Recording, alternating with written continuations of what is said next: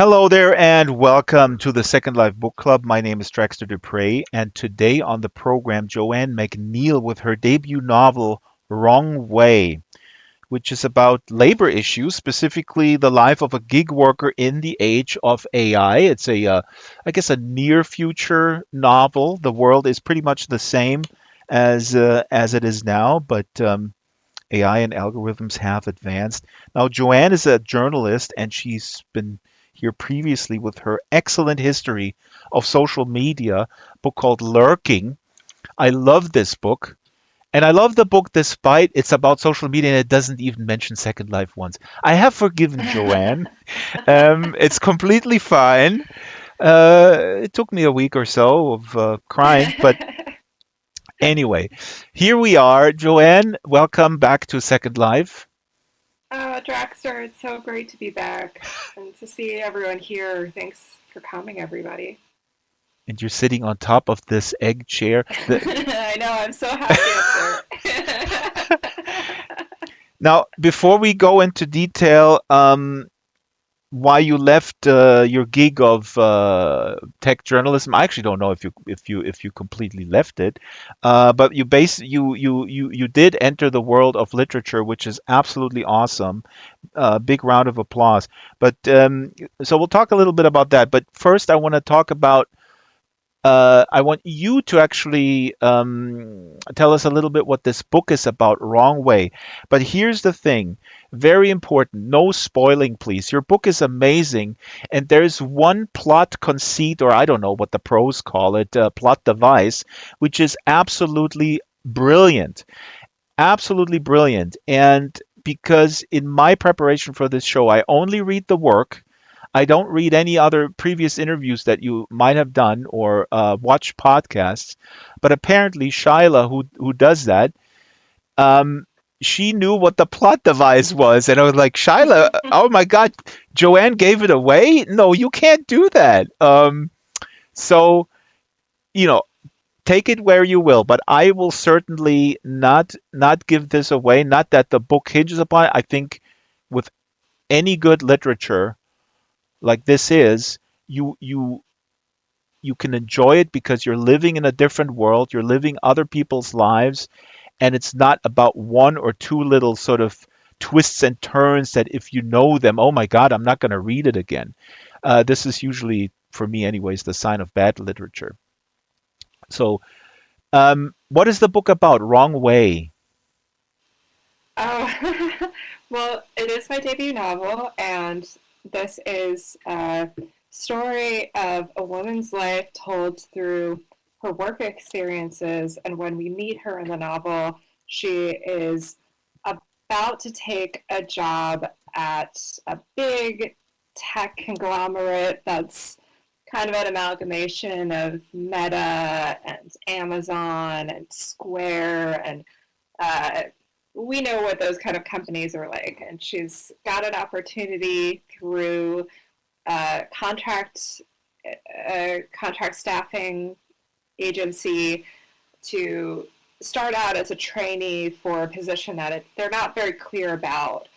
But she does know they're just about to launch a line of self-driving cars. Hmm. And so with this novel, I show, this, uh, sorry, you know, I have a question, Draxter. Is the light, is there like a background sound of neon that I can minimize? I'm sorry if I Yeah, did yeah, something yeah, yeah. wrong. No, no. Okay. There's you got the neon sound. See, this is the Yeah. AI. You can't escape AI. AI knows that you actually like background noise to drown out my voice, and that's why it puts it No, on. I don't.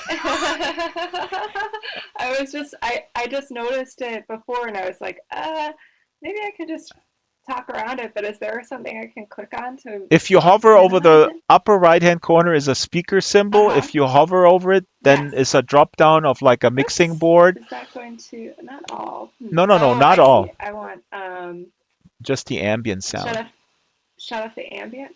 Ambient, Oh, all wait. everything except for voice and the all slider. All right, let's see if this works. Thank you.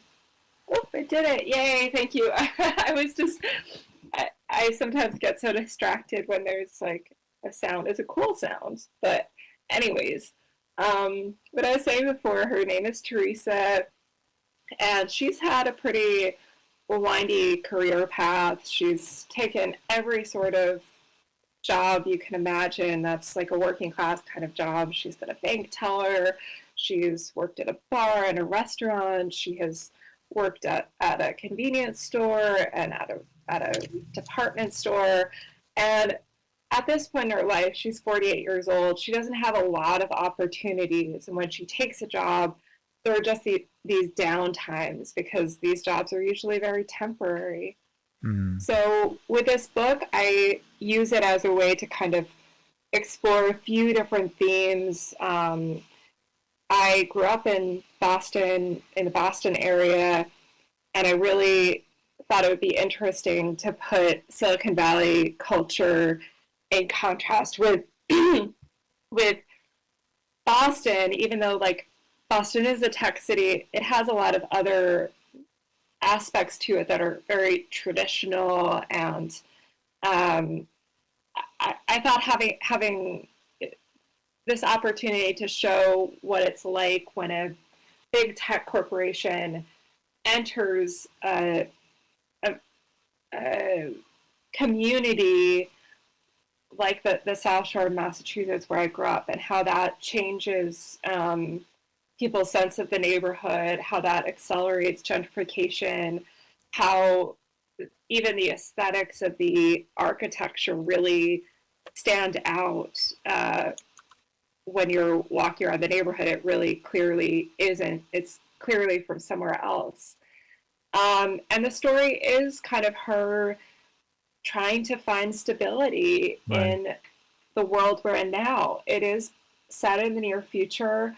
I um, I purposefully had this future setting that does not feel futuristic because I thought it would be interesting to kind of show a world in the future that is a future of decline, where the infrastructure and the technologies and everything just continually get worse and worse, as opposed to any kind of glamorous possible new technologies that might support us as human beings. They're all kind of making life more complicated.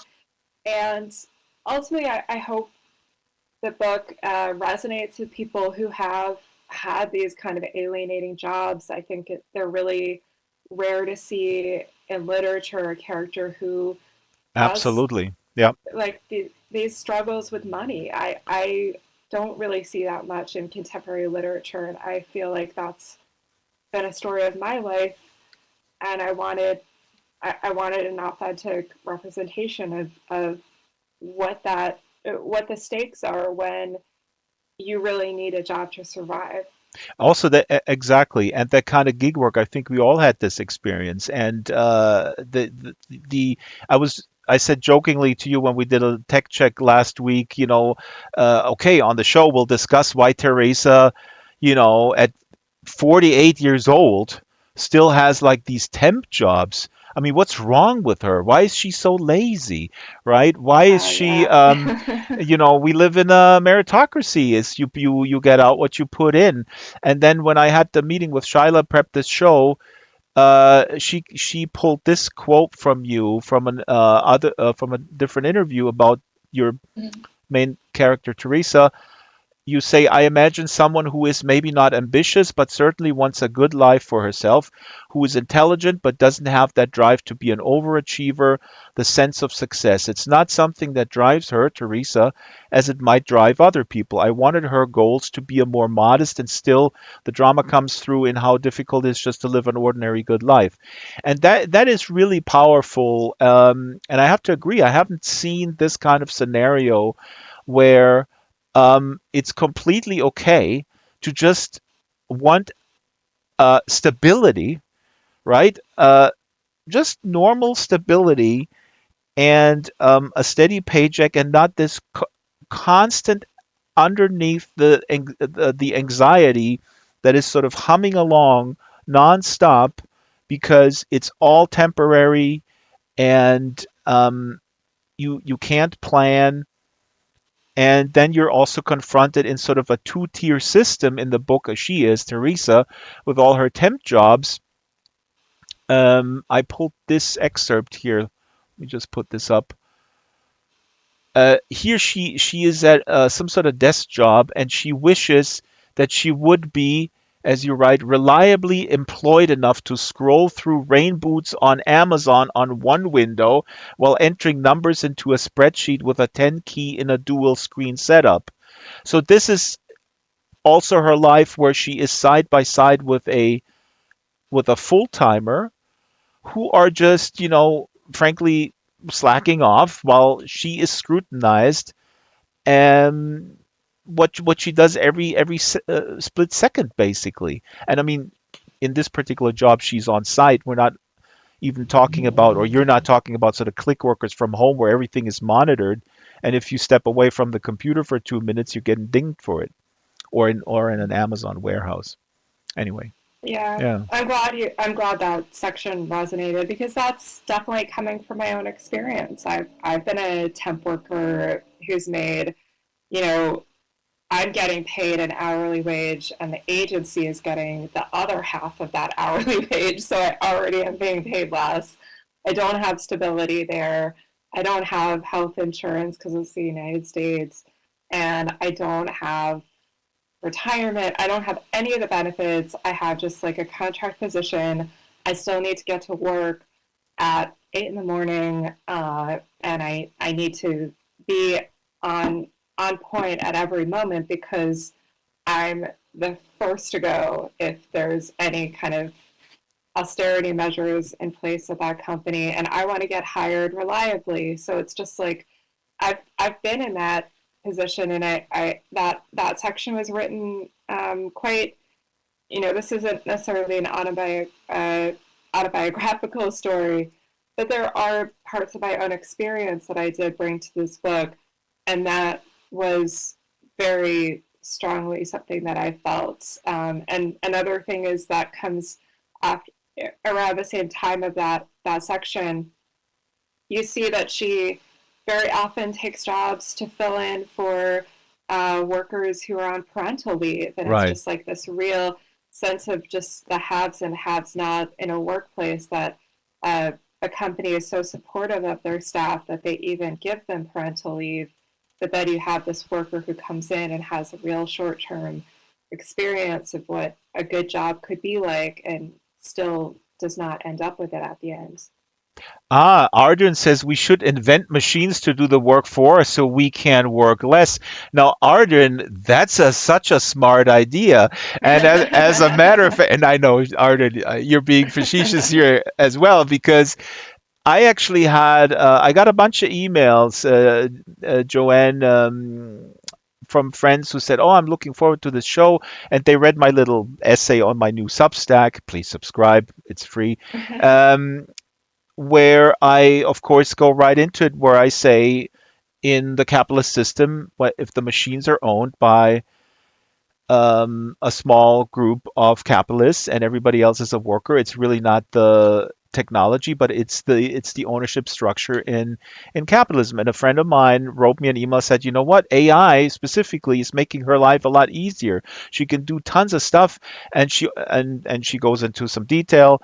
And then she says, and I also think that AI will create much more jobs, and she said, will make life easier, and will also create more jobs. I know we're jumping around back and forth, Joanne, but what would you respond to someone who says that? I think there are spaces where technology can assist us, but technology, as leveraged and developed through big corporations, is about squeezing us. I mean, that's the story again and again. It's like every once in a while you'll see a tweet or a post on a social media site that's kind of like this joke of like, why isn't AI doing all the menial stuff? Why is it trying to write screenplays? And I mean, the answer to that is like, it's not that these developers value creativity. They absolutely No. do not. It's that creativity is a space where inexactness is part of the experience, where we're not looking for like this precise beauty. There's like no A plus 100% absolutely accurate novel, 100% accuracy film. Like that doesn't exist in the creative sphere. It's like it's something else. It's more it's experiential. It's more um, it's purposeless in a Yeah. way, and it's like its utilitarian purpose of like a good screenplay is so subjective. But if But that also, medial work, yeah, oh no, sorry, no, I no, just no. mean to like, You're putting this so well. I just need to jump in here. You're putting this super well, but in the beginning where you say, it's not that the machine wants to write a screenplay, you're correct. But the studio bosses, the Hollywood studio bosses, want the machine to write the screenplay because they don't want to work with human beings who are like, hey, can I get a raise? Um, y- right. I mean, that's that's the other definitely the part. other part here. That's definitely the other part is they don't want to pay, but it's like when you think about the work that is tedious is the work that does demand accuracy. So Hmm. like if it's about, numbers where you need someone's like if it's the financials, if it's like if you leave AI to run the budget for a film and it's just like one thing goes off and you like end up spending 7 million on something that should have been 7,000, like the studios do not want that to happen because like these are tasks that accuracy is crucial.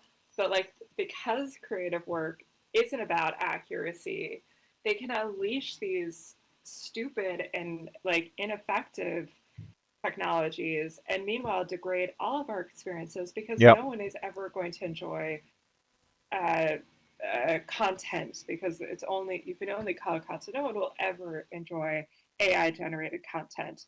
They might find some novelty in it. The human experience that we come to literature for, that like abstracted rather than alienated. Like I think a novel is an abstracted form of communication. I wrote this Yes. book at a time and place. A reader can pick this up tomorrow, they can pick it up in 100 years. We still form a connection between us that's abstracted. When it's alienated, it's like, oh, these underpaid workers in a call center in Kenya who, maybe make $2 a day editing content for OpenAI applications, and that becomes this like screenplay generator that or whatever they want to call it, or a visual generator. It's all like that, and then the training data being all this human experience and human labor being chewed up and spit out in a really grotesque form. There's no connection there because it's all about just like the most base instincts of keep you distracted rather than connected or feeling this human connection. It's distraction. It's throwing a bunch of ideas out at you. And then, as you said before, it's about like finally update, like removing, devaluing creative skills where there are some Devaluing other it and ways. getting rid of people who Yeah. need to take a break to go to the bathroom or actually, Yeah. have to stay home for 2 weeks because maybe their father is ill. Yeah, and I mean, with this novel that I wrote, I was not paid very much. I will say my advance is very small, but I was paid for it. A novel made with an AI generator, I would not even call that a novel. But if you created something novel-esque that looks like a novel with AI tools, that can be spun up for free. And like, they had to put a maximum number of novels that you can upload to Amazon because so many people are just spinning together novels or what they call novels and putting them in the Amazon ebook store because it's completely garbage. And but the thing is like always with AI, which really makes me upset, is that it is worthless in a sense. But there's always that possibility of a few pennies that someone A might few be able to make. It's nothing, but there's a possibility of a few pennies you could get, and pennies in aggregate might be worth something. And so, what we don't see though is our experiences. If you're on social media, if if web crawler uh, if your experiences on social media have become training data for AI companies, then your experiences have value. You are creating value for OpenAI, and they see no need for paying you. I'm not really big on this idea of like commercializing experiences. I have like a lot of reservations, but it goes to show that they like while we are kind of without our consent creating value for these companies just by being on social media. And mind you, there are people who might have had like a Facebook account for 2 years in 2006, and they passed away in 2008. At Right. no point could they have said, yes, I want my data to be fed into uh, AI generator. Like that consent is completely outside our experience with social media. While you were talking, so many thoughts came into my head, and you're hinting at something that I also talked with Shyla about when we prepared this program, the importance of us as human beings to engage in creative acts. If it's writing, if it's painting, even if it's cooking, whatever it is. And that's to me, aside, from the other, the labor issues that you're describing in the book, and what's always out there, like the killer robots in AI and all this other kind of stuff. I don't want to make fun of it. I mean, this is another issue, but to me, the central issue, even with the labor issue being big, the bigger one is that when we delegate this, the one thing that we have left, right, of our humanity, even if we're just amateurs, even if we're not, professional writers or whatever, that kind of expression is so incredibly vital. And if we outsource this to the machine or to just clicking something and saying like, "Hey, ChatGPT, tell me a story," blah blah blah. I think that is really, uh, the consuming that stuff is bad, but also thinking like, oh, now at the end of the day, where I'm completely drained from capitalism extracting, value from me, how can I wind down? Oh, I can be creative. Wait a minute, I could, and then we in a couple of years, maybe we call creative clicking on a button and having AI tell us a bedtime story. I think that's pretty scary. It's really sad. Yeah. I mean, it's just, it is, these ideas are all coming from people who, what I think is very sad is they probably don't know how to value reading a bedtime story to a child. Like they probably don't know kind of what happens, like the experience of reading a beautiful book, like Good Night Moon or something like that, to a child, having that together, like that experience that you have all together, how precious that is, and how you And can't also put a making it price on up it. yourself, playing it yourself. I mean, my grandmother was actually playing drums on a farm. I'm not joking. She was a drummer, uh, and they were farmers, and they, this is, I don't want to get off this tangent, but I think it's kind of similar. They, at the end of the day, 10 hours on the farm, they were making their own entertainment. I mean, we've already passed this point. We outsourced entertainment. We're consuming entertainment. But they were not professional musicians. But that was the yeah, way they created their own entertainment. It was a communal thing, and it was a very creative thing that they did. And there's nothing wrong with then, where the train headed, then them going to see a show on the weekend or whatever we do now. But it's further and further eroding. That's what I'm talking about. That kind of amateurish, the joy in expressing oneself creatively, just for your immediate community. And there will not be a necessity. absolutely. And the tech bros are selling us the idea that that's a good thing, that we don't have to do this anymore. Or maybe they're selling Uh, us we can all be. Uh, I don't know what they're selling us. What are they selling us? Your villain is awesome, Falcon Gaidry. oh Who is this? yeah, Who is this villain? Okay, okay. Let's talk about the Falcon Gaidry. And while you're talking, I'm training the camera here on Holistic Apex, is the fictional book that he wrote, and we have it here on the table, folks. You can zoom in and you look at his book, Holistic Apex. solving the future with human solidarity and collaborative tomorrow building. So what's his deal? What is he selling?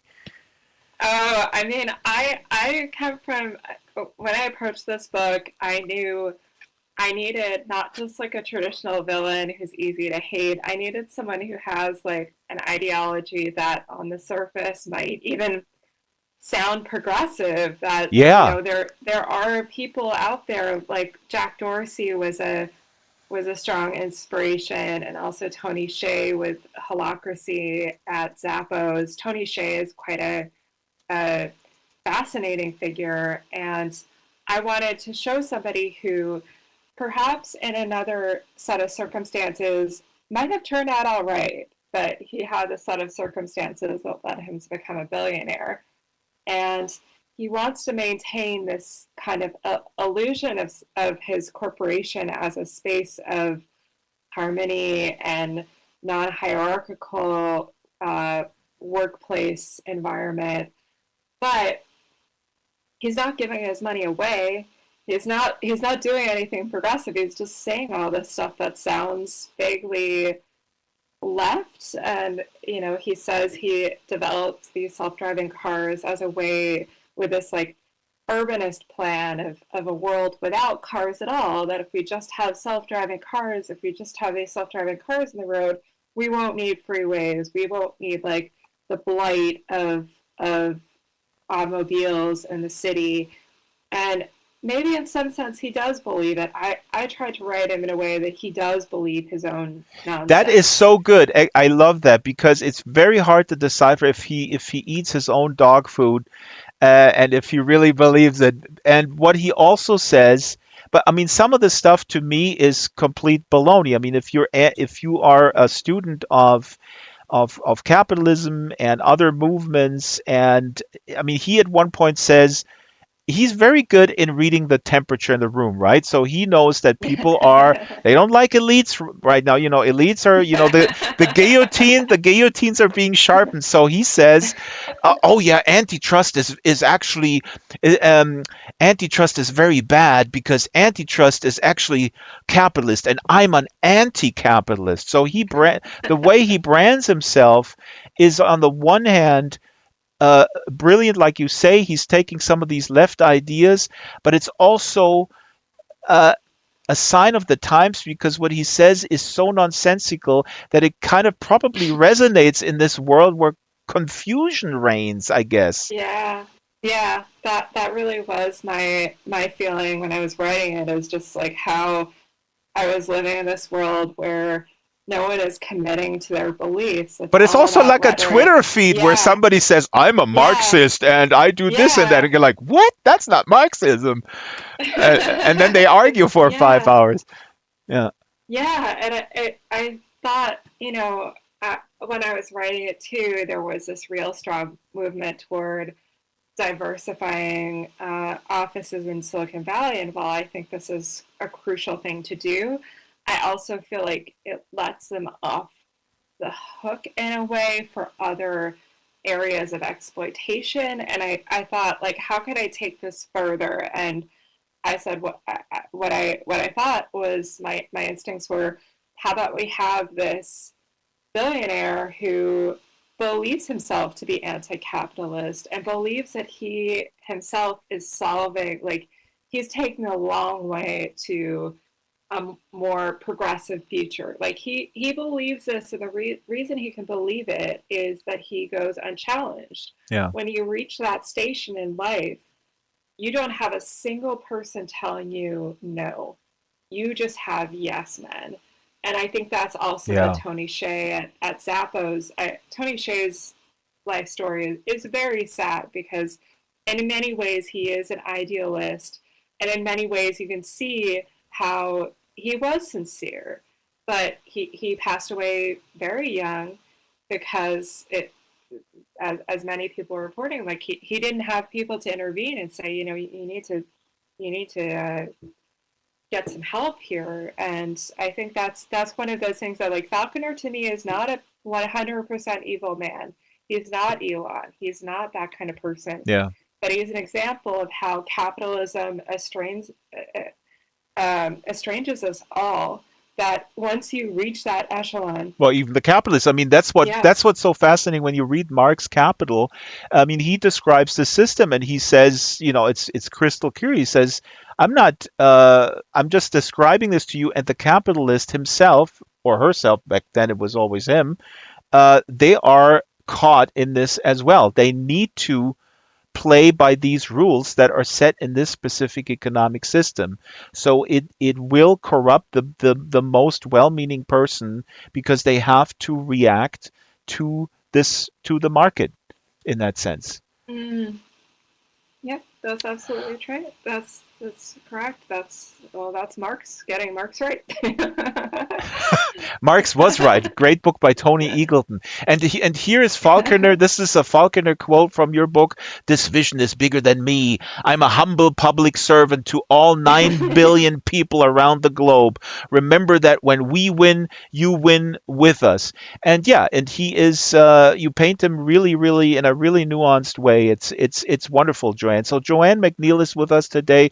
Her debut novel is Wrong Way, and it is about AI, and it's about this huge company led by Falconer Guidry. The company's called All Over, so it's all over, but it's all over you as well. And another thing that I pulled, which is interesting, when Teresa, your main character, when she applies for a job, um, she feels. Let me look as. Ah, yeah. This is an interesting thing. Um, so when she applies for a job, and the company All Over, like you say, it's like a mixture of whatever it is, Amazon, maybe Apple a little bit, although Apple are not continuing with their self-driving car idea I just read yesterday. Um, but All Over has this, yeah, it's like Meta and Amazon. They have all this data, and Teresa applies for a job. And here in this excerpt, Teresa reluctantly, in spite of herself, felt a dash of pride. All Over the company could see a substantial part of her life history, and they thought she looked okay. So she got a job. She applies. She puts in her information, and then she gets considered for this job. And this is really interesting experience that everybody, I think, here in the room has. Is um, you get it's such a weird thing that you apply for a job, and you kind of know, like, oh my God, I gotta sort of, I don't know, play this game and sell myself, and I'm kind of tired of it. But then when you do it online, and then your application comes back and says success, and somebody gives you an interview, you on the one hand are cognizant that all your data is floating around in this system, and you don't like to have your data floating around, and you also don't maybe like to be evaluated, uh, like a piece of meat or something, or a car, uh, in order for its efficiency and productivity. But then you feel a weird pride that you are being considered for this job, and that's just to me totally inhumane. But Oh we yeah, we I can't mean, escape it.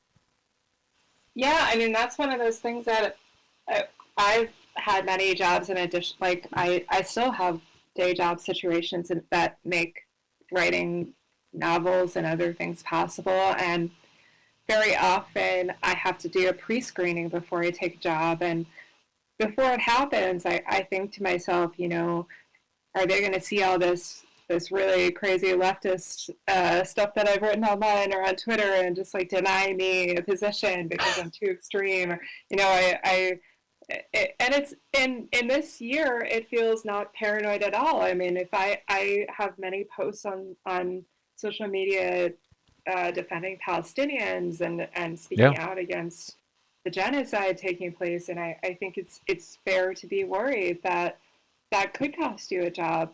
But that pre-screening moment of anxiety, it's the world we're living in now, that you might be completely denied a very ordinary job that doesn't even pay that much money, Yeah. um, just because you put something up on social media that the company does not like.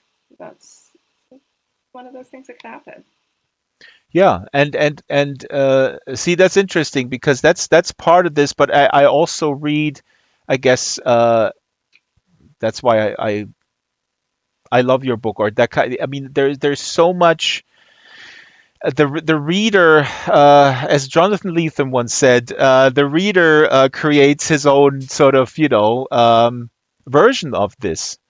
Um, and to me, I read a lot of that stuff probably differently um, from you. On this particular section, I sort of, I guess I zoned in more on the fact that I don't like to be evaluated, period.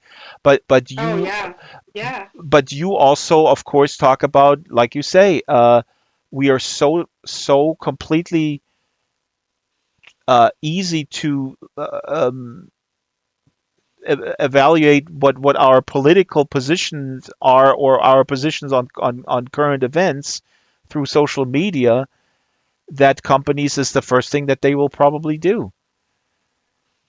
Yeah. yeah. I mean, well, of course, the ideal would be we don't have to work at all. The second, I mean, further down the list of priorities, it would be they're definitely respecting our privacy and not like doing these background uh, checks that are feel incredibly invasive. Like I think sometimes they even do like credit checks, and I mean, we live again like I live in the United States. I'm very lucky that I have been able to pay the bills, but you have one trip to the hospital that can very much not be your life, and that could impact getting a job after that. It's just a constant stream of mess after mess after mess. I had a job interview just last week for a day job, and I have to say I took down my Save Gaza bracelet because I just didn't want to get into that conversation. I'm not afraid to take this position. If you don't take a position against the genocide that's going on, I don't know what I don't know. Where's your humanity? And there's nuance to this, but this is a very simple matter. It's not complicated, as Michael Brooks used to say. But I took down the Gaza bracelet because in that job interview I didn't feel it was necessary um, to get into that discussion. I wanted it to be very tight. And then in the job interview, they asked me a question. I said, "Well, you can look at my." I literally say, "You can look at my Twitter feed." And they were really cool. I mean, they were total left progressives. This is a social work type position, so there was no worry.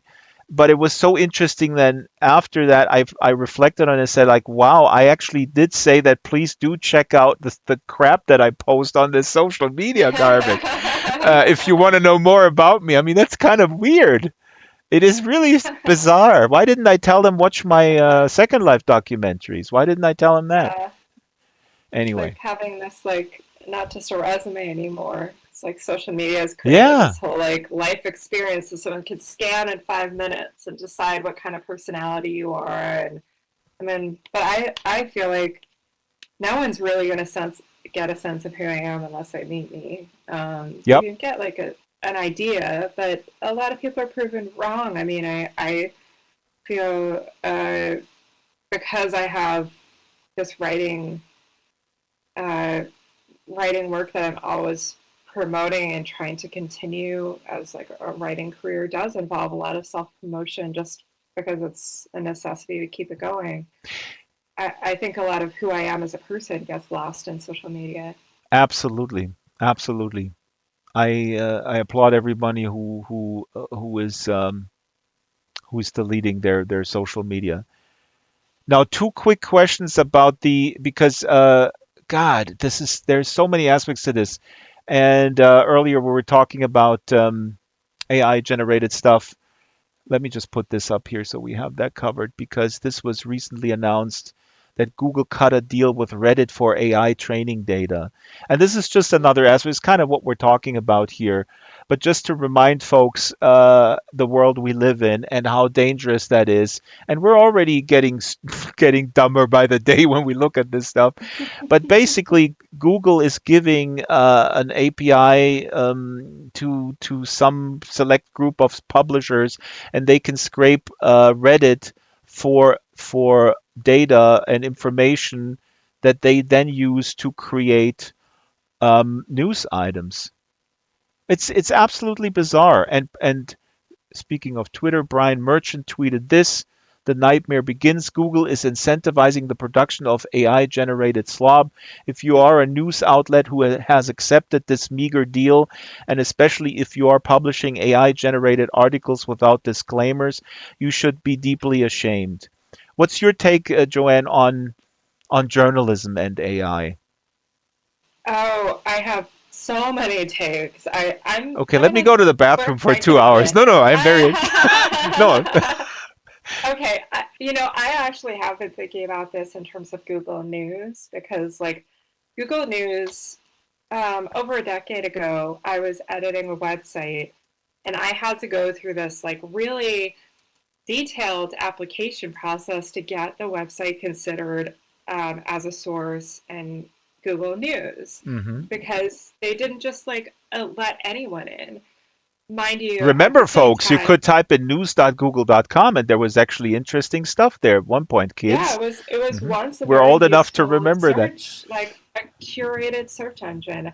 Now, I will say that the news sources were always pretty sloppy because conservatives, this would have been like Tea Party era conservatives, were very vocal about feeling discriminated against by Google. So they would like have these op-eds like Google is biased against conservatives.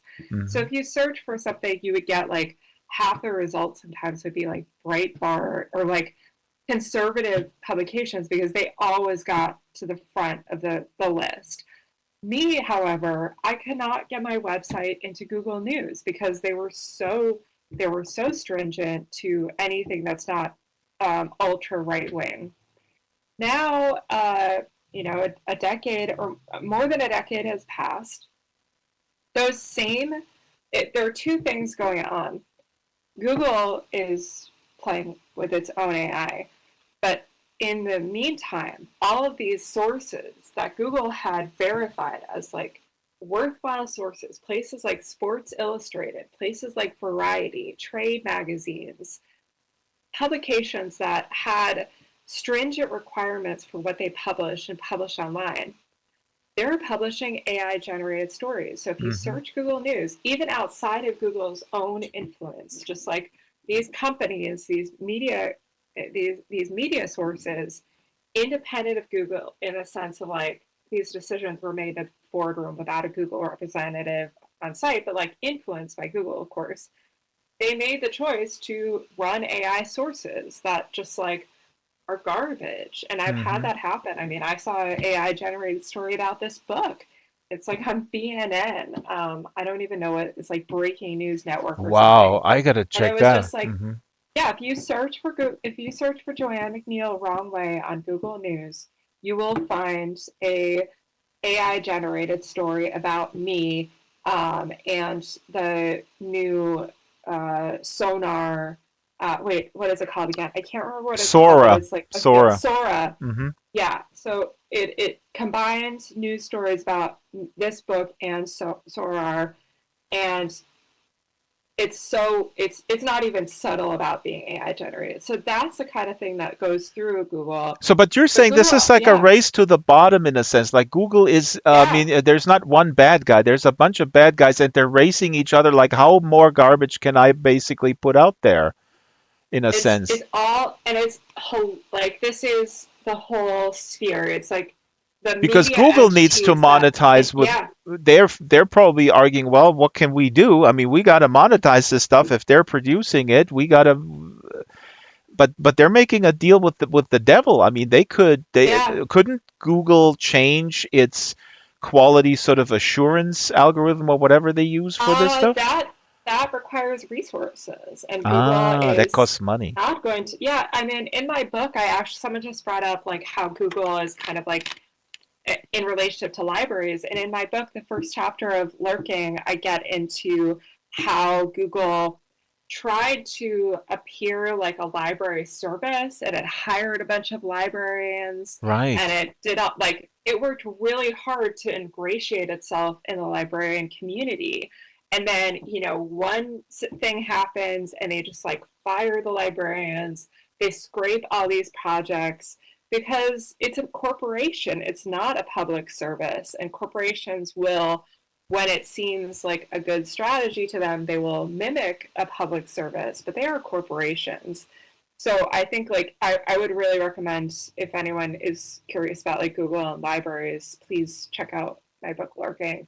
It's here, Um, right here on the ground. Let the oh, camera it's on the zoom in. ground, Here it yeah. is, lurking, how a person uh, became a user. And like I said when I first interviewed you, here in Second Life, we're not users, we're residents. So we are the elites. We're not just yeah, users. I do like I Yeah. like the idea of being a resident of a community, and Well, but it's also a and little bit of, I mean, it's a little bit, it's let's not get into it, but because ultimately yeah, we're also on you the get playground. the landlord Exactly. situations. The landlord tells, hey, you can call yourself resident, but if you do something wrong, you're out of here.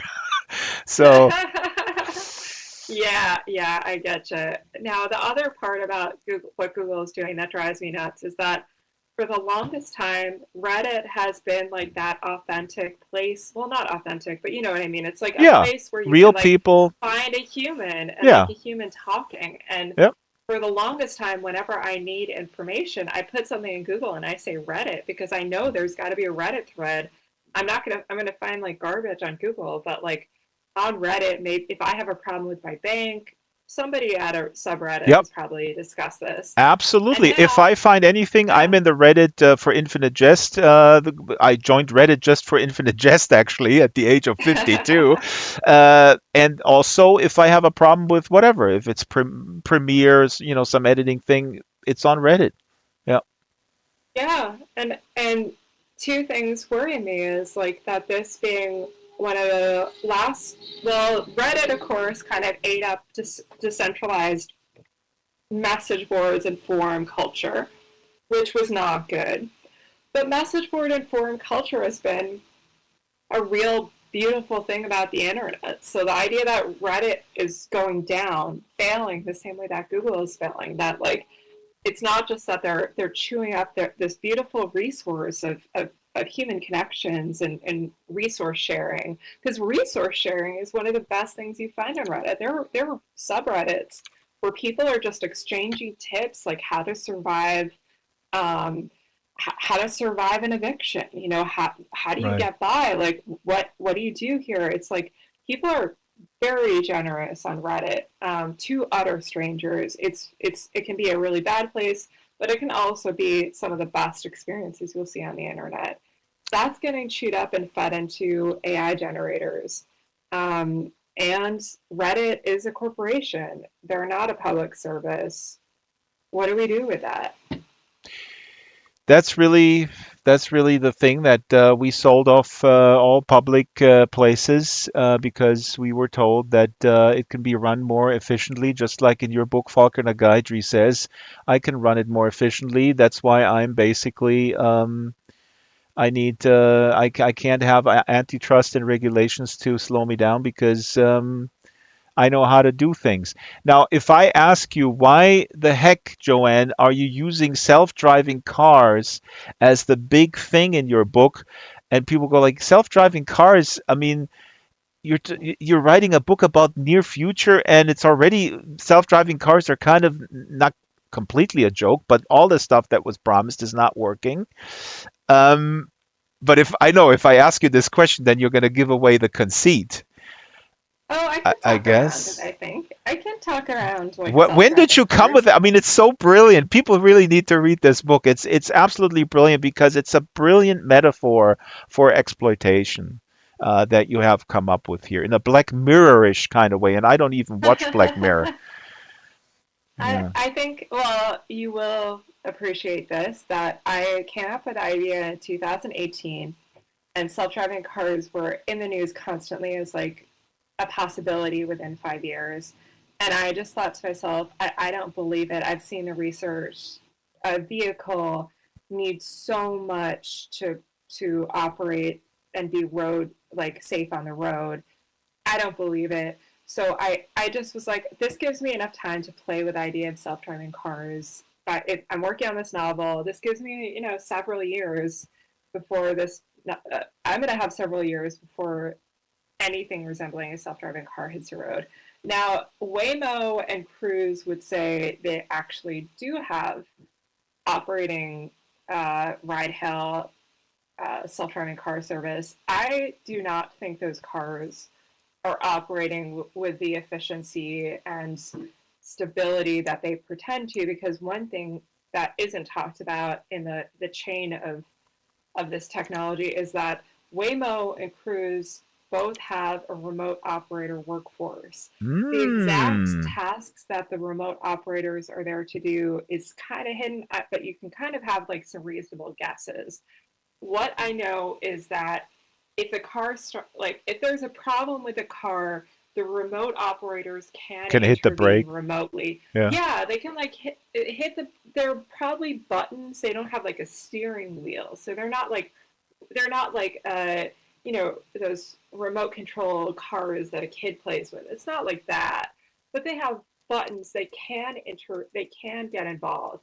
There are apparently two human drivers for every one vehicle on the road at Waymo. I need to fact check that, but there's something like the number of remote operators they have in relationship to the actual vehicles is really astonishing. Hmm. So these cars, they are still kind of like a charade as they exist in Phoenix and San Francisco. It's kind of like a little marketing stunt. Like a They're not mechanical ready. Turk. Yeah. I just threw up here this. What is a Yeah. mechanical Turk? Ah, mechanical Turk is like a chess computer, but Yeah. there's a guy sitting in the thing. Interesting. Yeah, it's like allegedly this clockwork technology, but in fact, like the gear was a human being who is hidden inside this Hmm. chess playing automaton. And it's, for now centuries, that has been the story of automation. That like somewhere in the chain of technology, there is a human who is abstracted and hidden from us. Hmm. And I don't know of a single AI application that does not have human labor somewhere in the Yeah. process. And it's usually very hidden. And that human labor is usually, because it's hidden, it's not prestigious, it's not well paid, it's exploitative. Bingo. And yeah, Bi- the- that goes back to a lot of this stuff in my and book, I'd say. Absolutely, and that also, thank you for saying it so succinctly, because this goes back to my response to my friend who sent me this email in relation to the program today. Oh, AI is making my life as a creative so much better, and I can be, and here's how you generate this kind of stuff, and you tweak it around, and you do this, and all I suggested in my reply is like, yeah, but the hidden the hidden labor that is not well paid, that is exploited. It's similar to like, hey, it's cool that I can buy strawberries in Germany in the winter time for 2.99 the kilo, but at what cost? I mean, where do these strawberries come from? Who harvests them? Who packages them? Are these people getting paid? Well, and all this kind of stuff. And we need to think about these things. Yeah. Yeah, absolutely. And that that that's kind of an activism in itself, is making it visible who is actually doing this work that seems like magic, that just like arrives at the grocery store, or arrives or it's data on your computer. Like there is no magic here. It's usually human labor. Now we're approaching the top of the hour. We're going a little bit over the top of the hour. You mentioned OpenAI Sora, which is a video generating AI thing where you put in text and it generates moving images, and it is actually pretty crazy what is possible. So, I mean, I did ask this question before, but also maybe you can riff on this a little bit. Again, the email that I got from my friend where she is completely convinced that AI will create more jobs. I mean, I, as a primarily working in the audiovisual field as a video editor and maker of my own movies, documentaries, I look at this. This is AI generated moving images. These are just stills here, of course, but this is from a prompt. I think the text was a young woman walking in a Asian metropolis, and it's absolutely stunning. Here, this is a guy reading a book on a cloud, and you can find this online. This is actually from a guy, Marquise Brownless, who has a great YouTube channel about tech. Tech. He just does reviews of tech, I guess. And I gotta say, I mean, this stuff does blow me away, and I would be very scared if I were a video editor. Look at this stuff. Here's like a car driving, camera following a white vintage SUV. What is this? This is Bixer or whatever this is. I mean, this is just makes a whole bunch of jobs completely obsolete. Now, will AI create new jobs? Joanne, did I ask you this before? Um, I don't. We In terms invite of creating authors new here to jobs, tell us the future, Joanne. You pretend you know the future, writing these books and things, and you don't know if well, AI I will think it's create just like, jobs. do we really think of them as new jobs? And then also, like, I don't have expertise as in like video editing to comment on this particularly. I know, yeah, it's someone saying prompt engineer, and I just, Prompt I engineer, am that's a really new job. Yeah, that's like that's actually a term that they are using, which they just are. sounds like Oh yeah, my I God. have seen that term used before. I just I think it's a little bit too soon to declare that this is definitely going to happen, because we do have these strong unions in the WGA and SAG that were able uh, to curtail some of the AI, the creeping AI desperation from the studios. Yeah.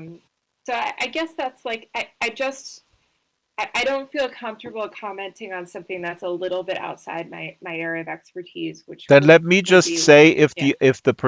the ownership question, again, this is me being the anti-capitalist Marxist, whatever I am, but if the tech is owned by capital, it will probably not create better jobs where you can have stability and just a decent life with a normal job, unless people, like here we see the writer strike, unless we put enormous pressure by the numbers, and that is actually giving me hope, especially in America. The German labor movement is very timid in comparison.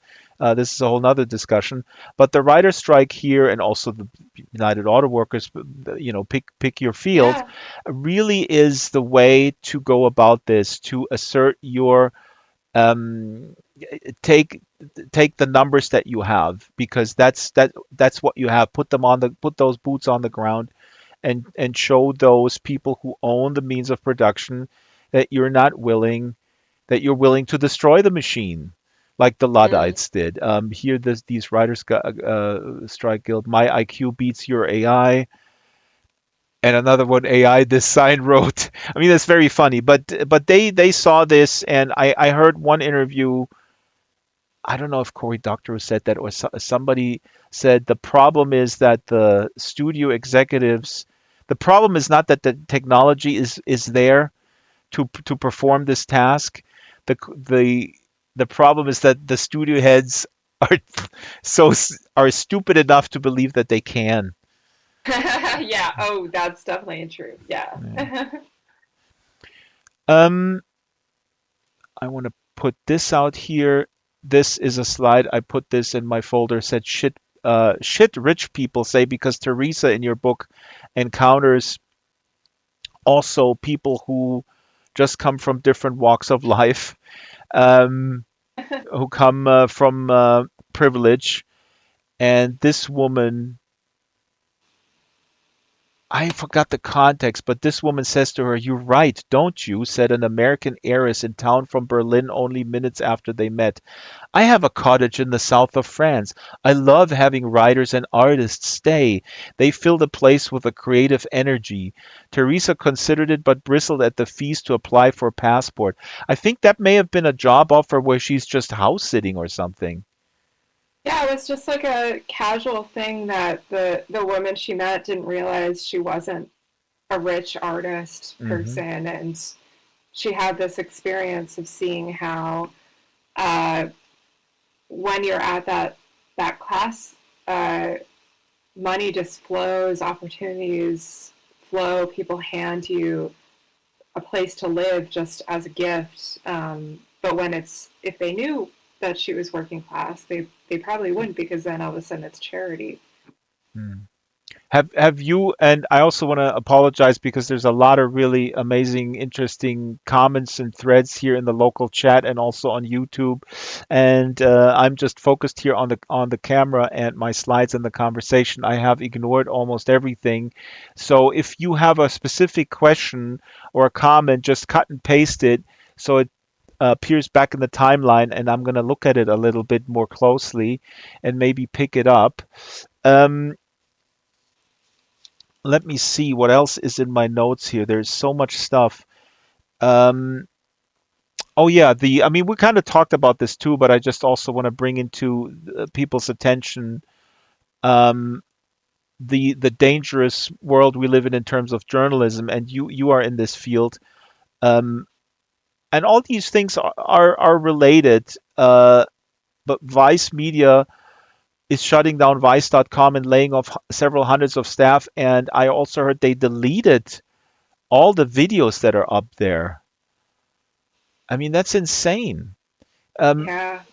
Talk a little bit about the danger or this perfect storm of AI, slob, or slob is my pronunciation correct? Uh, the lack of media literacy, and then just the decimation of journalistic sources. Well, I mean, this is another thing that's kind of like I with this specific example, there are so many different factors of what's happening to journalism. AI is just more like the icing on a cake that's been around for a while. So like it's the icing on a really moldy cake. I think when I think back about 20 years ago, I grew up in a community that had a newspaper that it was so well read that I had a paper route as a kid, and I would just like deliver it to half the houses on the block. And this newspaper, is for a city of about 1,000 people. Um, the circulation was probably like a maybe 10% of the residents of the city subscribed to it. That meant that you had a space where Hmm. people could you could get news related to the community, and that's thinking expansively outside of how these like where it's been what it's crumbled to now, motley assembly of what's on Facebook groups and that sort of thing. um, you would open up the newspaper and you'd see stuff related to the actual community. You'd Hmm. have reporters who are part of that community, who live in these cities and towns, who know the people there and are trusted by the people there. It's at community scale. I talk a lot about community scale social media, but community scale media is also really crucial. You had a classified section, so Hmm. if someone is looking for a job or looking to rent a place, that was a thing that was like the business model for a lot of these newspapers. And you even had like local takes on things like culture. So nowadays we have, the New York Times is basically the last place that reviews books. And if it's a book like mine that's somewhat of a smaller book, it didn't get reviewed in the New York Times. So like Mm, that one shot of this like attention from one media entity was lost. Now, if my community newspaper in Brockton, Massachusetts, it doesn't have the reach it had years ago, but somehow it has survived, and they did in fact profile me.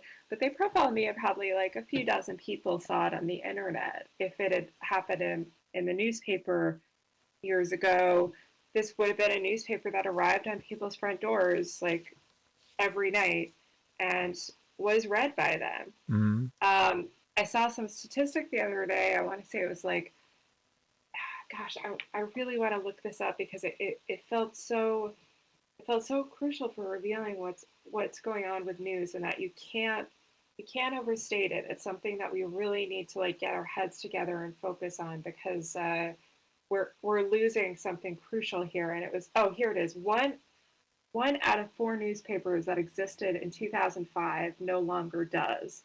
And that's a quote from the New York Times, like a New York Times story published last week. So that's one out of four newspapers has dissolved since 2005 and no longer exists. Those are communities that aren't being met. And a lot of things like culture or advice columns, those have become like at scale. They have moved to, whether it's the New York Times or something like news magazines that have like a global reach rather than a community reach.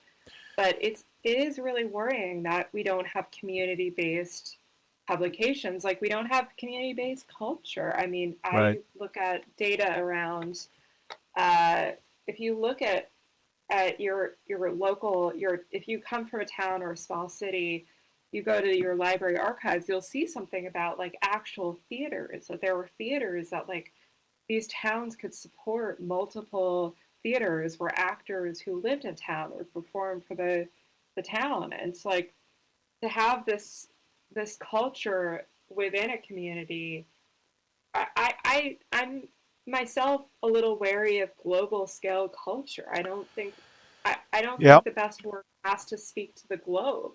In fact, it means if it is speaking to the globe, it means something is like being a little bit less radical or specific, that some of the best work you can encounter is meant for a very small community, and it's how do we get that community to see But it. a community could also be, global. I mean, I agree with you, especially when it comes to scaling. I mean, really, again, capitalism has destroyed the notion, or has told us that it's not valid if it doesn't scale, 10x, 20x. And when they talk about that, that's usually also kind of the revenue and the return on investment.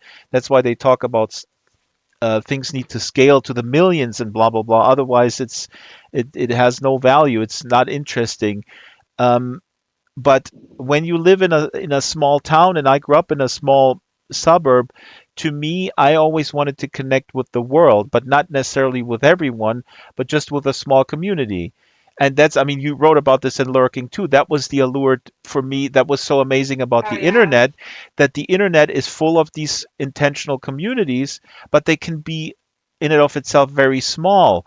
So, uh, my ideal future, my utopia, is where we combine both. I talk with Shyla about this often, absolutely. right? Yeah. That we could connect online around our shared interests, no matter where we are in the world, but then we shut the computer off and we go into our local communities, and then we kind of combine that, and that would be rich, and that would be the recipe, or the antidote towards that global monoculture, Right. I think that's theoretically. a really great point. And someone just left a comment that, the Second Life Book Club is kind of an example of something that's global and a community. And I think that's absolutely true. And that's like one thing that the Well, a internet lot of has stuff, been good at. yeah, Yeah. a lot of stuff that's happening in small internet communities, and in small Second Life groups, around different interests, and yeah, and it's it. I've given a lot of interviews where the stuff is then, Second Life specific is interesting, because then it's totally by the interviewer, and I don't think that they realize that, but very often it's completely dismissed because the second question is, and okay, this has to do with because they see Second Life in the context of sort of video games. But the framing is all wrong because the second question that I get inadvertently from everybody who I talk to about Second Life is the second life. Okay, what's the user base and what's the active user base? And then, Oh, you yeah, know, they don't see it as like, right? well, And then I what say, what okay, does maybe that it's like less than 1 million. And I can already hear like, oh, really? I can hear in their head like, oh, why am I even doing this stupid interview then? It's not, it's not valid to them, frankly. and that's like a really ridiculous way of looking at it that we're seeing with social media for marketing purposes as well, that like you can have a million followers on Twitter, but if they're not actually reading you, Yeah, if they aren't engaging with you, you might only get like one or two likes or something every once in a while. You can have like a huge following, and it's just it does you need that community, and this is how we maintain this work that is unusual. Like I would say, my book is not meant to be read by millions of people. That's not what my goal was, but I wanted to meet communities who will read it generously, who will find aspects of it um, insightful, or have feelings of empathy and relating to it. These are all things that the work that I love the most is somewhat more niche, and I yeah. find it through communities. I know one thing that when I was growing up, the way that I found a lot of my favorite authors was I read J.D. Ballard when I was really young, Mm, and he made all these lists of his favorite novels, and I just would chase down all these authors because J.G. Ballard had recommended them somewhere. So that's how I became acquainted with novelists that like maybe had print runs of like 500 copies, if that, and like were super obscure, but because someone else like passed it along to his readers, I had a chance to find out about them. And you just meet like groups, whether that's like the physical space community, which I'd say any physical space community, yes, you do need to have like some kind of connectivity because like there are things happening on the street and you need to talk to your neighborhood. yeah. And then on a global scale community, let's face it, a lot of us live in places that might be a little bit more like not as enlightened. If you're a queer teenager who lives in like a really right wing kind of town in Mississippi or something like that, you definitely need a community virtually if you can't get it in the physical world. So these are these are things that we're working on right now. I'm not despondent about the possibility of community online because uh, I think people right now are all trying to reevaluate our relationships with and our usage of big platforms like Twitter because Twitter failed so miserably. We need to Yeah. think about how we want to use these services at all, if there's like a big trade-off that our data is going to get scraped or if like our privacy is not respected. Do we take these communities to physical space that began online? Do we start writing zines? Do we start Zines. writing letters to each other? Yes.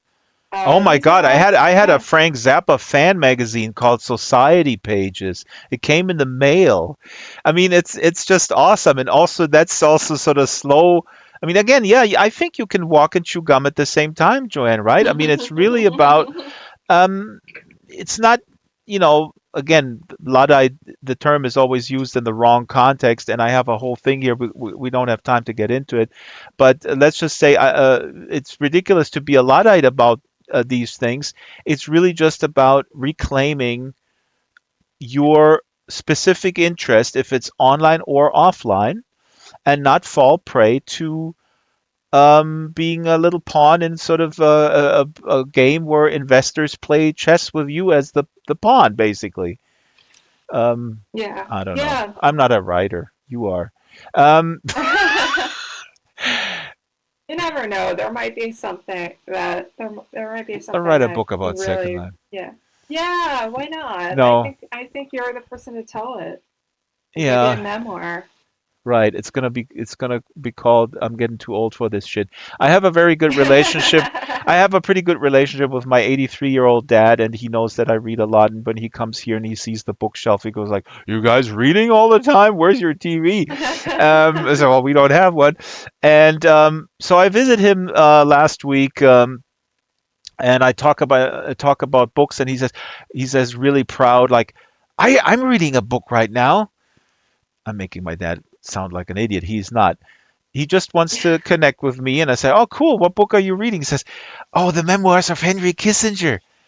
And I go, "Are you kidding me?" And I don't know. It just I said like I'm not interested in what a mass murderer thinks. Frankly, there's other books. But I'll bring him a good book next Sunday. We're out of time. Joanne, I want to read this here. This is the tech support in your book. There's a scene where she calls tech support, and it's all like really cool and cute. And the tech support automated line answers, "Hi, I'm Sten, and I come from outer space. On my home planet, there's no war, and everybody loves helping everyone else. Nothing makes me feel warm and fuzzy like recording these conversations for quality assurance. If it's okay with you, let's continue. What can I help you with today? Say or type." I mean, this is so awesome. This is just really, you nailed it. I mean, this is making my blood boil just reading this. I guess I did my job then because I wanted to make Why do people these mad. tech bros not understand that you're calling it an emotional state? Have they no ability to figure out how to de-escalate something before you say or type anything? I mean, it's bizarre. Oh no. They really I think that just this is funny and I cool. My theory is that people like Mark Zuckerberg would prefer if all of humanity were just replaced with AI. I mean, he'd understand it better if we just like all, and I'm sure Elon with the brain implants, like Yeah. that's their thing is they just want to replace our brains with AI, and like as stupid as we think it is, they think it's good because they can understand it. Yeah. They can't understand humanity. Joanne McNeil, the book is Wrong Way. Did I hear somebody open a mic? Sh- I did. I Shyla, go just ahead. had a comment. Yeah. Yeah, I just had a comment, but you talk about this kind of phone thing. We spent 3 months coming up with ours for one company I worked with to come up with, what we wanted to say to make people believe we cared. And what was? Do you Oh remember? Do you wow. remember what it was? What was it? I don't know. It had something like "you are special," to us, or something like that. Well, I mean, if And that's on the delivered, other that's not hand, so bad, theoretically. Well, on the other hand, we were timing how long we could leave someone on hold before Before they they would hang smash the. up. Oh man. Oh, Well, we're all on hold. Let's not, what's the name of the guy from Men at Work? Colin Hay has a great song, "Waiting for My Real Life to Begin." So wow. Colin Hay is a fantastic singer-songwriter. I mean, people know him from Men at Work, but he's done other good stuff. All right. So, Joanne was awesome. Um, I hope you come back, but maybe we're not ending the show. I don't know. Maybe Well, we'll I continue. always Who knows? love coming by. This is such a fun space. It's such a cool community. It's so nice to see the crowd out here. Thanks everyone for showing up. And, I hope you pick up a copy of the book. Feel free to drop me a line if you read it. I'm happy to be here. Thanks again, Jox, for inviting me. It's really cool, and I hope that other people maybe also. I mean, the subject matter of labor exploitation in the context with technology is, and you mentioned J.G. Ballard. I mean, of course, Ballard rings. It's there's a Ballardian thing in there a little bit in the subtext. I mean, not that I'm an expert. I just read High Rise and